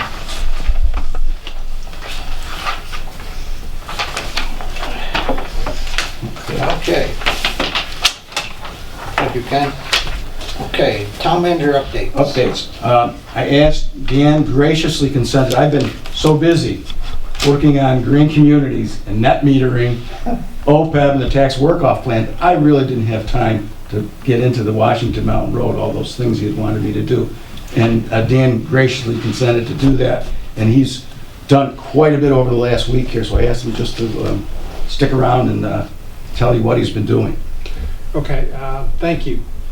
First off, 2 weeks ago, the 16th, we met with the people residents from Washington Mountain Road. We spent about an hour and a half discussing what they say their needs were and what they were looking for from the community. And since then, we've been working on a number of things. We haven't finished full reports to give to the select board as yet, but I can tell you that we fully supported what the select board said that they would like to see done.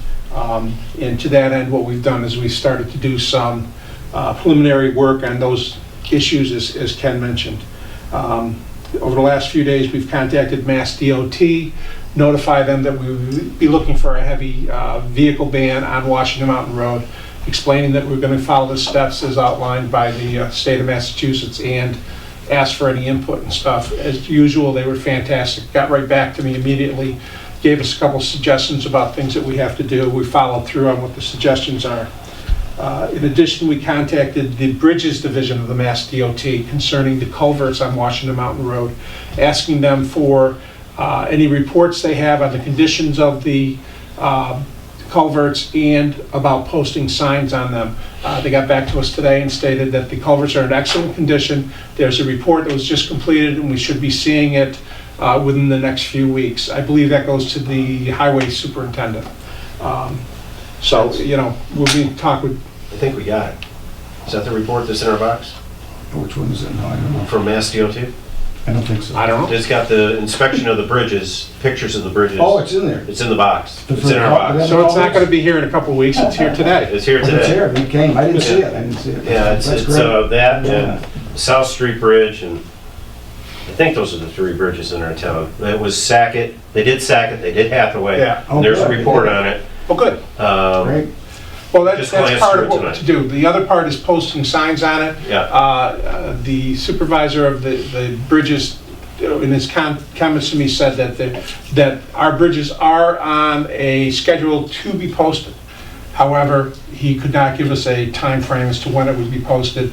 he made a couple suggestions of follow-up that Ken or I can do that would see whether or not, when they will be posted. So. It didn't say what they would be posted on this report No, either. but you have to understand that, is my understanding is the way the bridges work in the community. And there was Bill Drosine, who used to work on the bridges for the state, is on the Traffic Commission. He explained everything, that every bridge gets a rating. And from that rating, and they make a determination as to how much weight it can hold and what's the suggested weights for it. That is set. It's set in stone. The state's going to tell us how much they can be posted for. And then they will be posted for that measure. Beyond that, there's not much more we can do other than to get them posted. Then we determine, at some point in time, it's regulatory as for enforcing what the postings on the bridges are. So, you look like you have a question, John. Oh yeah, we talked about bridges in this report, but I wonder if there's anything on there about the East Housatonic Street Bridge. And that's the bridge down by the VFW. I have not seen the report. Too bad we couldn't have included that in the construction job because it definitely needs a resurfacing. And as soon, now the warm weather's here, or it was for a few days, potholes just jump up it in the middle of the night. Anyway, it might be in that report. Dan, how much of one of them big trucks weigh? You have any idea Well, one of those big with the load with rocks? The large construction vehicles can weigh upwards, is my understanding, somewhere between 50 and 70,000 pounds. Wow. The vehicles themselves. Then if they're loaded. And so it's, I imagine you could have a vehicle that's between 70 and 80,000 pounds traveling on the road. And that's just my estimations. I would suggest you talk to John Ruffley. He'd better be able to tell you exactly what they are. But, that's the type of things that we go through, and that's what they will rate the bridges for it. And I don't know how the ratings work as to whether or not it's the vehicle and the weight in the vehicle, or how it's done. So that's information that we'll be gathering. We've been gathering all kinds of information we can on Washington Mountain Road. The more information we have, the better off we're going to be. Absolutely. So, but it's a process that started. It's part of what the people asked for. So we are moving forward on it. The other things that we've done is we contacted Berkshire Regional Planning Commission, Mr. Coos there. We've requested that a traffic study be done on Washington Mountain Road. We explained the condition that the road has the curves, and it has a straight area going up the hill. And we also asked that they do a full evaluation of all the signage we have on Washington Mountain Road, with the hopes that they could come back and give us suggestions on what types of signage we might want to use in certain areas, whether our signs are sufficient or if we have to improve them. There are some things that we'll be talking to them about. The Traffic Commission came up with some suggestions for, and we're gathering information on solar operated signs that could be flashing lights to warn people that what their speed is, or that they're coming to a dangerous curve. We're looking at them, we're gathering. So far we've got about 280 pages worth of information on signs. That includes the sign, pictures of the signs, the specifications of the signs, and information from different vendors around that sell the things, so that we can get as much information as we can, and then take it forward and come up with some ideas. We found that every vendor you talk to says, our sign is perfect for what you're looking for. But then you take a look at the sign and you have it, and it truly is not perfect for what we're looking for at this here. So we're trying to evaluate that and come up with information on it. BRPC, there will be a time frame on that. They do not do traffic studies except during the summer. And they can only do X number of traffic studies a year. We got one done on Dalton Division Road last year.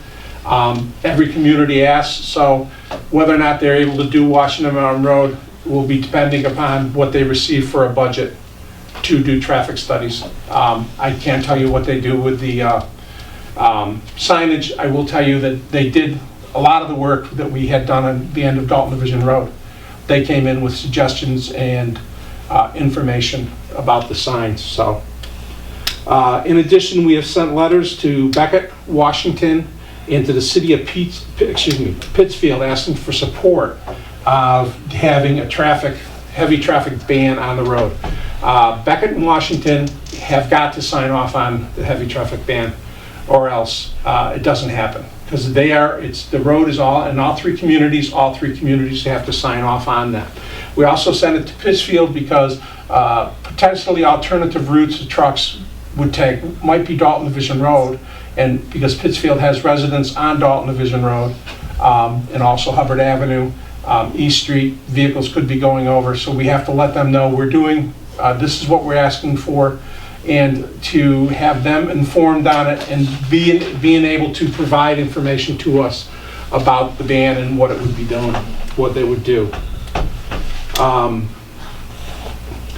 That's about it, about what we've got done. As I said, the Traffic Commission is going to have some suggestions of things that could be done. The people had asked for the noise ordinance in the area to be enforced. The town of Dalton has a noise ordinance, so we'll be approaching the Board of Health about having the person go up and check out the noise situation and see what it can be, and if it can be enforced underneath the noise ordinance. So there's a lot of things that we got that we're doing. Just trying to move forward as quickly as we can to address this issue. There's people up on Washington Road are very frustrated. And I'll tell you, the board, 2005, we attempted to get a truck ban up in there, and it died. This has not been a new issue.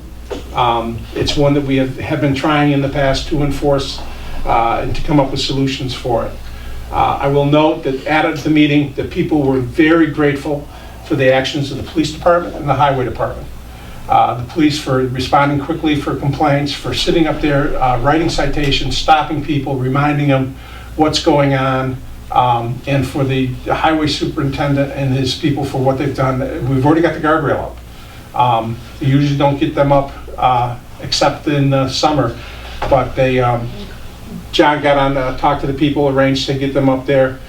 So we're moving forward. Unfortunately, it's probably going to seem like a snail's pace. I'm also going to be in contact with the people who contacted us and telling them exactly what steps we've taken to date and keep them abreast of what's going on. Excellent. Chief, off the subject here, but for the Traffic Commission, any chance I'm going to get my lights this year for River Street and Depot Street for the crossing? That is something that we've talked to Ken about, and I believe that the concept was being that there would be money put into the engineering budget that would help pay, because it has to be engineered. State tells us what it can be, get them engineered. Once it's engineered, then we have money put aside for at least one of the lights to be erected this year. I'm not sure if we have money for both of them. Okay, thank you. Any questions or comments for Dan? Yeah, two questions. One, if you were successful in implementing a heavy vehicle traffic on Washington Mountain Road, where do you project it will go? Well, that's part of the process. We have to come up with an alternative route. The best alternative routes for vehicles traveling north into Dalton is to use Route 8. It's a state highway. It is wider. It's constructed a little bit better than the town roads. That's where they've gone. We've had a problem before in Kirchner Road, but we posted, the bridges got posted, we made other postings. They've stayed off of that because of the postings. We've had less complaints on Kirchner Road. Where exactly they're going to go is going to determine on the people who are operating the vehicles. John came to our meeting, and one of the things that people complained about was logging being done, logging trucks coming by. Turns out John found out exactly where they were logging, and the only way to get to the place that the person is logging is on Washington Mountain Road, which automatically would exempt any of those logging trucks from any ban on that road. So there's a lot of factors that are out of our control. We would think that Route 8 would be the best solution for what's going on with the truckers. Unfortunately, once we get the towns to agree, then we have other steps we have to follow. Traffic study is one of them. coming up with an alternative routes, making sure we contact any town that would be on the alternate route. You know, and it's just, it's not an easy process, but we started it and it's moving along. But just to be clear, what you're suggesting is this traffic will be directed down Main Street to Dalton. Yes, Thank you. And possibly east through the County Street. yes. Thank you. Yeah. And my second question was, nothing to do with traffic. You ever heard anything back from FEMA about the water problem over on the school? Yes. The old school? We've, about every 4 months, they get back to us and they ask us the same questions that they asked us before, changing some of the wordings. We work on it, I work on some, but the bulk of that work has to be done through the engineering. Hill Engineering has been really good about answering questions for us and providing answers. We're still in the running. Terrific. So. Hey, still alive. Yes. Good work, Jen. Thank you.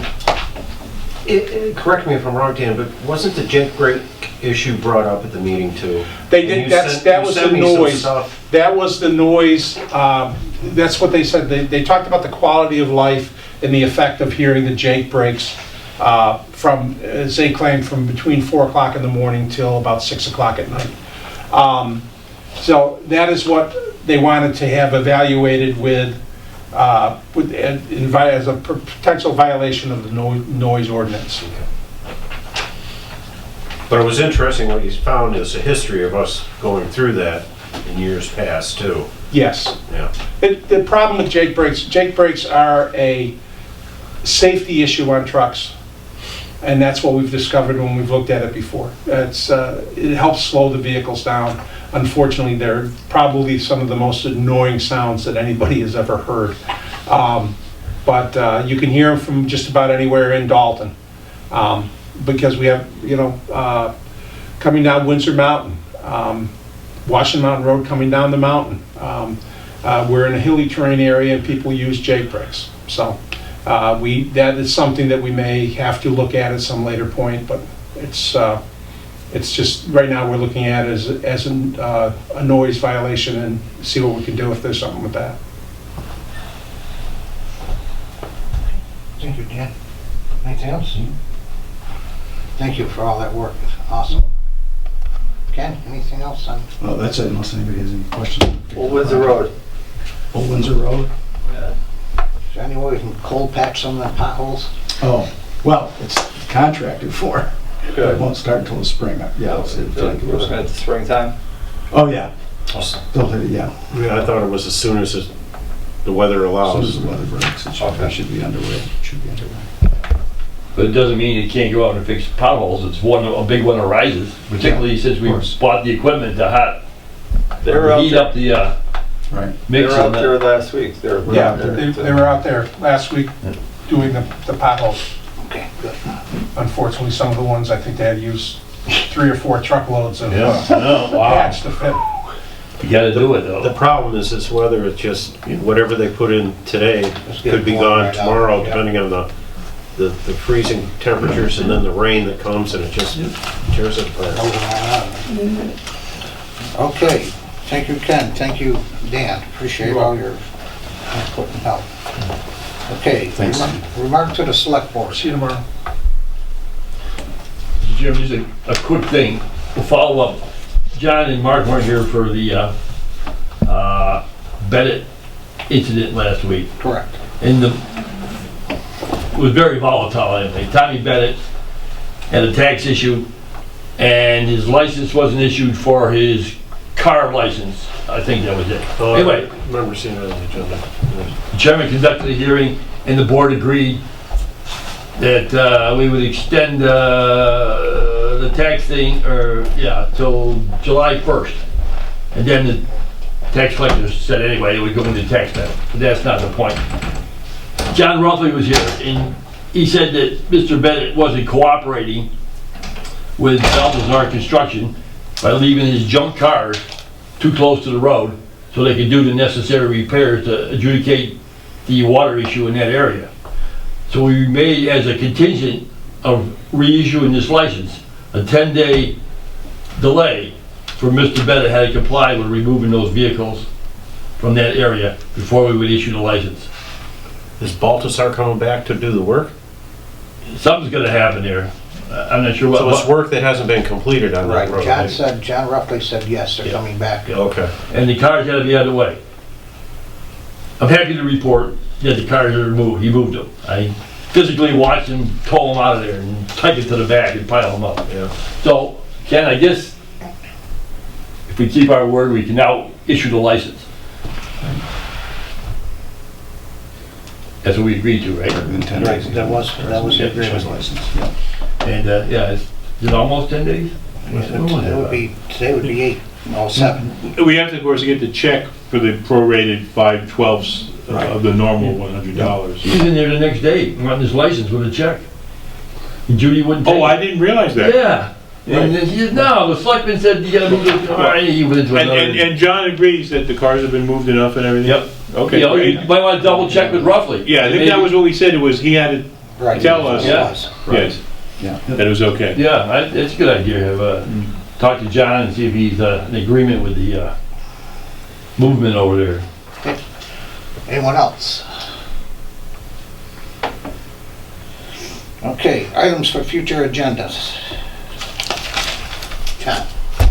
Could we start continuing our review of executive session minutes? An executive session, we have not done that in quite some time, and I don't want to get behind in that, and there's a lot to do. Yeah, there's, how many years we behind? We were only in 2014, I think. Were we that far? 2015, something like that. We started, then we stopped for some reason. Yeah, I don't know. We haven't had an executive session for a Yeah, while. it could be it. Yeah. So if we could go, Sarah had been setting up doing 10 meetings of it at a time that we go through. It doesn't take that long, but we should Can really we, start like, getting on it. Just make the motion to accept them all at one? You gotta motion? review them. Yeah, we gotta review them. Okay. Because there's things still there that are pending litigation. There's things that we can't Okay. allow. That's Can it. can we get that, well, next time we have an executive session, can we get some of them on? Well, that's what I'm requesting, that we start doing the executive sessions. Okay, even if we don't have, let's start, If we don't have anything else, we should do that. okay, let's start including the executive sessions on that. Mr. Chairman, Yes. John mentioned Sarah, got to get personal or anybody's business. Is there any updates on that? Is she doing all right? She's at home in Cooper. Okay, great. Bye, Sarah. Okay. Anyone else? Okay. Trying to read the announcements, not the future agenda items, if nothing happens. Leads us to our announcements. The transfer station is still accepting Christmas trees. Hours of operations are Tuesday and Wednesday from 2 p.m. to 6 p.m., Friday and Saturday from 8 p.m. to 4 p.m. The Dalton Police Department is reminding the citizens of Dalton the winter parking ban from 1 a.m. to 6 a.m., which went into effect on November 15th, 2017, and will be in effect until April 15th, 2018. I'll be in the Town Hall office from 4:30 to 6 on Thursday, or if you need, if you can't do that time, if you need to talk to someone on Select Board, please call 413-684-6111, extension 11, and make an appointment. Please note, Dalton's official meetings, postings, agendas, and minutes can be viewed at mytowngovernment.org or 1226. The Veteran Agent's office hours are on Tuesday from 10:30 a.m. to 1 p.m. at the Dalton Town Hall and from 1 p.m. to 3 p.m. at the Dalton Senior Center. You can reach the Veterans Agent at 413-684-611, extension 19. Should we change that for next? Yeah, once we work it out, we'll change it. Okay. We'll hold that announcement until we've got an hour set. Okay. State Representative Paul Mark holds office hours at the Dalton Town Hall in the Callahan Room on Tuesdays from 9 a.m. to 4 p.m., with the exception of the third Tuesday of each month. On the third Tuesdays, office hours are 9 a.m. to 1 p.m. at the Town Hall and from 1 p.m. to 4 p.m. at the Dalton Senior Center. You can reach him at his office. District number is, you can reach him at his district number, which is 413-464-5635. The building inspector's new office hours are Monday, Wednesday, and Thursday from 8 a.m. to 5 p.m. and from Tuesday from 8 a.m. to 12:30 p.m. With that, I'll entertain a motion to adjourn. Make a motion, we adjourn. Second? All right, any further discussion? All those in favor? Aye. Thank you, everyone.